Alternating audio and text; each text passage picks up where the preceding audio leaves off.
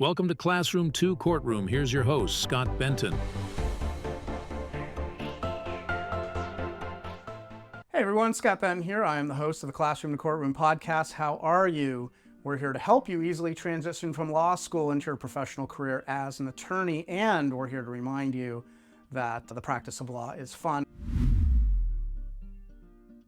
And today we're going to answer the question of how do attorneys deliver the client journey best? How do attorneys deliver the client journey best? Now, let's remember that as an attorney, you are in a service industry and you're providing services to a client in a legal environment and a client who hires you to represent them. That's what they're paying you for. So essentially, you need to remember that you are their employee, so to speak.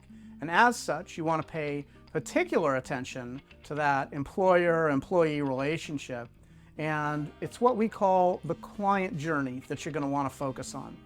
You want to pay close attention to what they go through from the first time you meet during your initial consultation all the way to the point where you have wrapped up the case and you are sending out the disengagement letter. So you want to pay attention to every step of the way.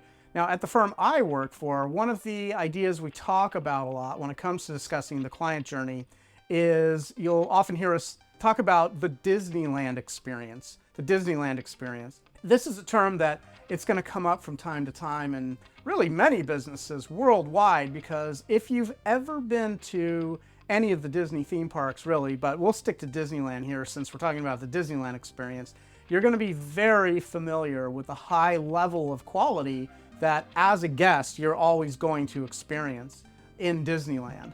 Now, the staff at Disneyland, they're so well trained and they're so versed and knowledgeable about every second that a guest experiences in the park. They know everything that can go right, they know everything that can go wrong, and they have responses to whatever happens so that they can ensure that your day is going to be one that you really remember for the rest of your life, simply because of how good they've been able to make it. So the Disneyland experience it's an understanding of every step that a park guest goes through, and it caters to every single possibility to make sure that they're comfortable enjoying themselves with the rides, with the characters, with the park foods, with all of the attractions that are at the park. They want to make sure that you as a guest are having a superior experience, whatever you're doing at the time that you're enjoying the park. And as you may know, if you have gone to Disneyland or really any of the Disney parks, they're very, very expensive. So the bar is set extremely high. And by virtue of paying that much money to go and enjoy a day at Disneyland, not to mention your family, becomes quite pricey. The bar is set high, your expectations are high, and those expectations need to be met. So at Disneyland, you're going to notice that the park staff, all of them, they're extremely kind, they're personable, they're helpful, and they're really there anticipating your every need down to the most minute detail. They're never rude, they never lose their temper, they don't get angry, they're always friendly, they're available to you, and they're helpful.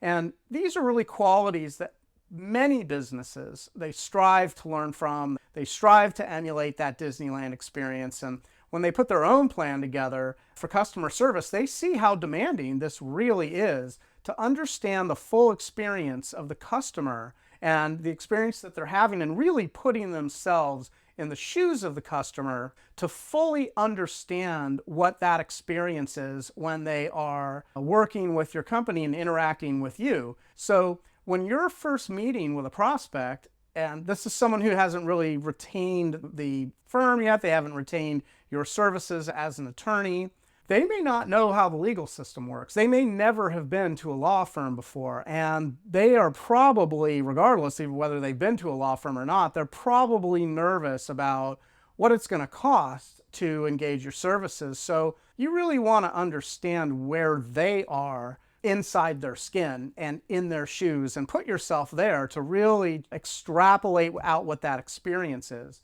Now, as you probably know, out in the world of movies and television depictions and pop culture, attorneys, they don't always get the best treatment. A lot of times they're sort of depicted as negative characters. So naturally people, especially if they've never been to a law firm before and haven't really interacted with a lot of attorneys, they're not always going to have the sort of best preconceived notion going into a law firm and meeting you for the first time. They're going to have a kind of a negative perception of attorneys and really what to expect from a law firm. So you need to make sure that when it comes to the Disneyland experience, that you are countering those negative expectations, and you do that by building trust with them. So at the firm I work for, one of our core values, and we talk about this all the time, is we build relationships.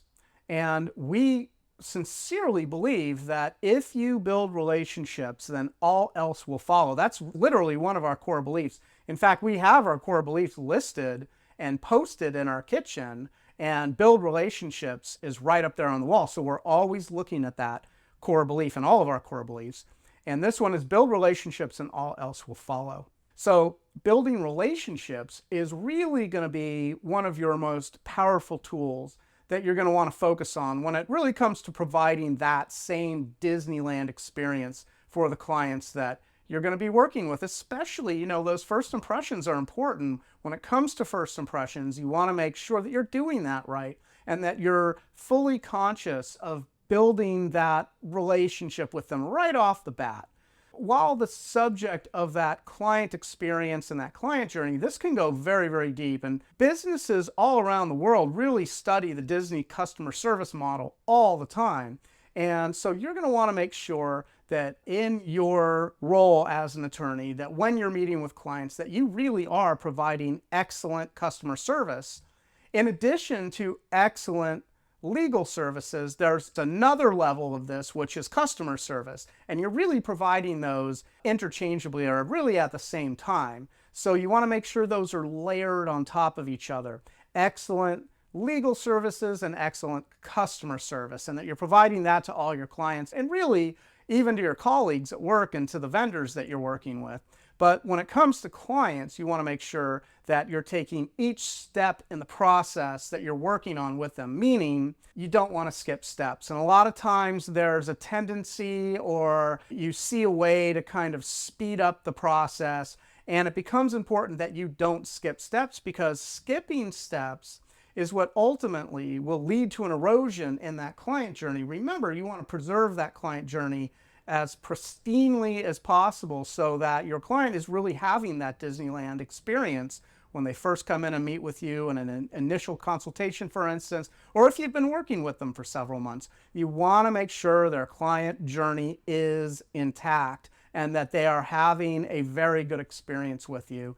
And if you start skipping steps, that can really start to break down the trust that, frankly, you've worked really hard to build with them. So while this next thing might not initially sound like it's part of the client journey, it really is. You want to make sure that you're taking care of yourself during the evenings and on weekends, that you're well rested, that your energies are restored, that you feel revitalized, and that you've been able to clear out your mind so that come Monday morning, when you get into the office, you're fully ready to go. You're energized, you're focused on the case in front of you, and you're able to really think clearly and provide those high quality of legal information that your client has hired you to provide. So, if you come in sluggish, or you come in tired, or maybe like your football team lost the game that weekend and you're a little irritated by that, then that's really kind of a sign that you're not taking care of yourself, and you need to rethink that and go into your Monday morning really checking that off your list. Yep, I took care of myself, I'm ready to go, here we are. You're hitting the ground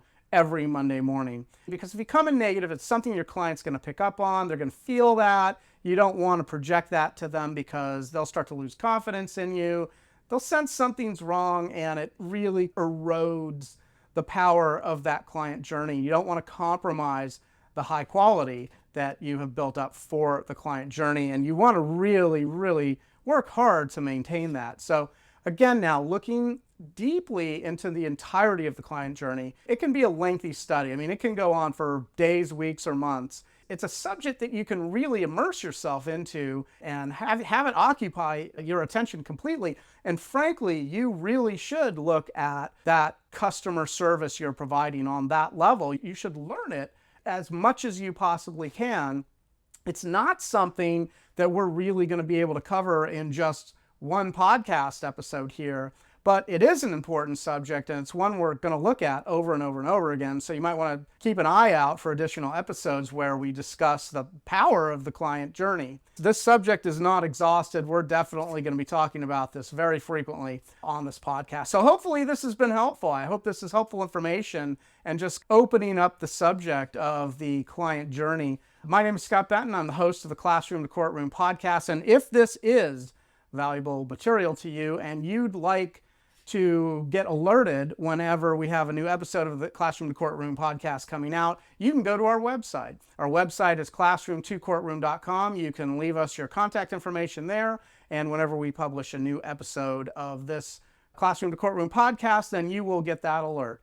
So keep that in mind and check out our website if you like. If you do like this material, don't forget to like, share, and subscribe, and that way you can always stay on top of our newest episodes, and we hope you'll join us next time. Until then, we also hope you'll join us in making the world a better place, one client at a time. Thank you so much, and take care. Thanks for joining us on Classroom to Courtroom, the podcast designed to help launch your first-time legal career. If you have any feedback or ideas for episodes you'd like to hear, you can always find us at classroom2courtroom.com, where you can leave comments, ask questions, and even join our online community. And always remember, by becoming an excellent and confident practicing attorney, you actually make the world a better place. Now get out there and master the art of practicing law.